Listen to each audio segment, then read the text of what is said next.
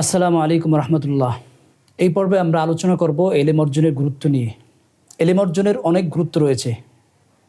ইসলাম সকলকে এলেম অর্জনের প্রতি উৎসাহিত করেছে, এমনকি নির্দিষ্ট একটি পরিমাণ সকলের জন্য ফরজ করে দিয়েছে।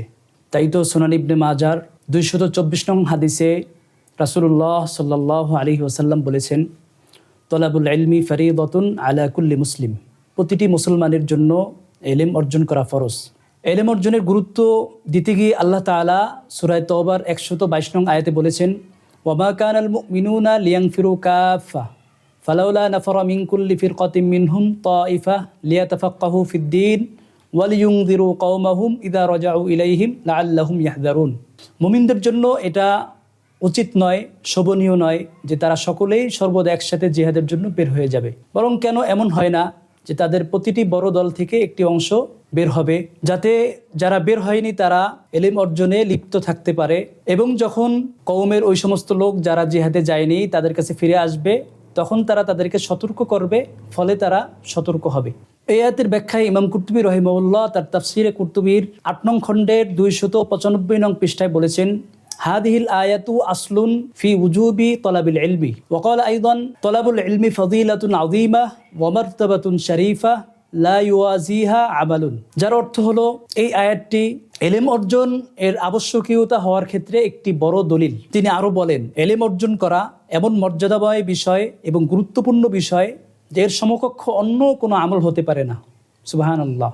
এমনকি মাজমাউজ জাওয়ায়েদের 1 নম্বর খণ্ডের 164 নং পৃষ্ঠায় আল মুজাবুল কাবীরের হাওলায় একটি হাদিস, লম্বা একটি হাদিস বর্ণিত হয়েছে, যেখানে এলেমের প্রতি অনীহা প্রকাশকারীকে আল্লাহ রাসূল সাল্লাল্লাহু আলাইহি ওয়াসাল্লাম শাস্তিযোগ্য বলেছেন। সম্মানিত দর্শক মণ্ডলী, এলেম অর্জনের ধারা সাহাবায়ে কেরামদের মাঝে সমানভাবে ব্যাপকভাবে প্রচলিত ছিল। শুধু পুরুষ নয়, মা বোনরাও এলেম অর্জনের ক্ষেত্রে এগিয়ে ছিলেন। সহিহ বুখারীর 7310 নং হাদিসে হযরত আবু সাঈদ খুদরি রাদিয়াল্লাহু তাআলা আনহু বলেন, জাত ইমরাতুন ইলা রাসূলিল্লাহি সাল্লাল্লাহু আলাইহি ওয়াসাল্লাম ফাকালাত ইয়া রাসূলাল্লাহ যাহাবার রিজালু বিহাদিসিক ফাজআল লানা মিন নাফসিকা ইয়াওমান নাতিকা ফীহি তুআল্লিমুনা মিম্মা আল্লামাকাল্লাহ। ফাকালা রাসূলুল্লাহ সাল্লাল্লাহু আলাইহি ওয়াসাল্লাম ইজতামি'না ফি ইয়াওমি কাযা কাযা ওয়া ফি মাকানি কাযা ওয়া কাযা।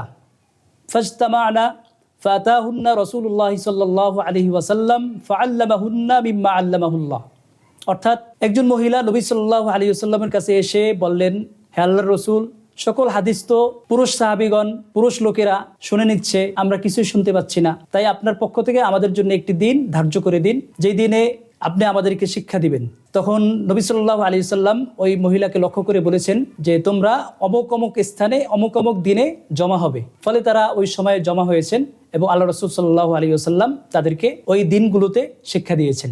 সহিহ মুসলিমের 332 নং হাদিসে আম্মাজান হযরত আয়েশা সিদ্দিকা রাদিয়াল্লাহু তাআলা আনহা আনসারী নারী সাহাবীদের প্রশংসা করতে গিয়ে বলেন, নি'মান নিসাউ নিসাউল আনসার লাম ইয়াকুন ইয়ামনাউহুন্নাল হায়াউ আইয়াতাফাক্কাহনা ফিদ্দীন।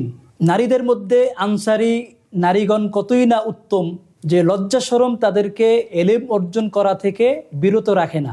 সুবহানাল্লাহ। আল ইকদুল ফরিদ 1 নং খণ্ডের 176 নং পৃষ্ঠায় হযরত আয়েশা সিদ্দিক রাদিয়াল্লাহু তাআলা আনহা বলেন, যখন কোনো আয়াত নাজিল হতো তখন আমরা তার হুবহু শব্দ মুখস্থ না করে তার মধ্যে থাকা হালাল হারাম আমরা হিফজ মুখস্থ করে নিতাম। তো আমাদের এই আলোচনা থেকে এলেম অর্জনের গুরুত্ব এবং নবীজির যুগ থেকে নিয়ে সাহাবায়ে কেরাম পরবর্তী আমাদের এই আলোচনা থেকে এলেম অর্জনের গুরুত্ব স্পষ্টভাবে ফুটে ওঠে। সাহাবায়ে কেরাম শুধু পুরুষ সাহাবী নন, নারী সাহাবায়ে কেরামও এলেম অর্জনের ক্ষেত্রে পিছিয়ে ছিলেন না। আল্লাহ তাআলা আমাদেরকে এলেম অর্জন করে, বিশেষত ফরজাইল এলেম অর্জন করে এর গুরুত্ব অনুধাবন করে দুনিয়া আখিরাতে সফলকাম হওয়ার তৌফিক দান করুন। আমিন।